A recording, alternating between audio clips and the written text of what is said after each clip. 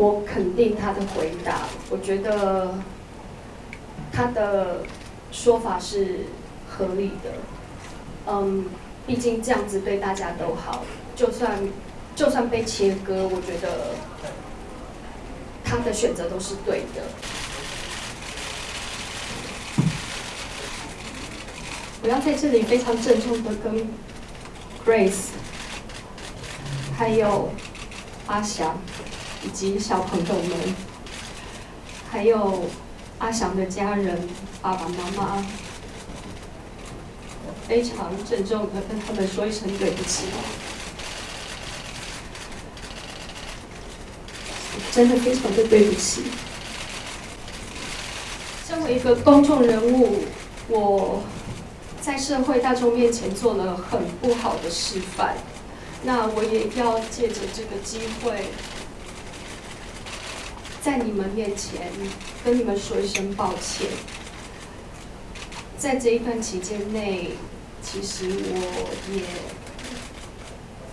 浪费了很多社会资源，真的很抱歉，很对不起。那我也谢谢这段期间，在我比较不平静的这几个月间，陪在我身边的朋友们、长辈们、经纪公司，还有律师的长官们，谢谢你们没有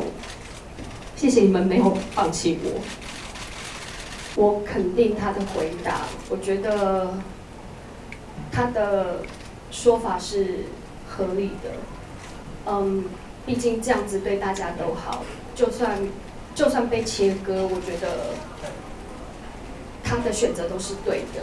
那我也祝福他在未来的路上，大家朝着不同的方向一起努力。大饥饿是我的根，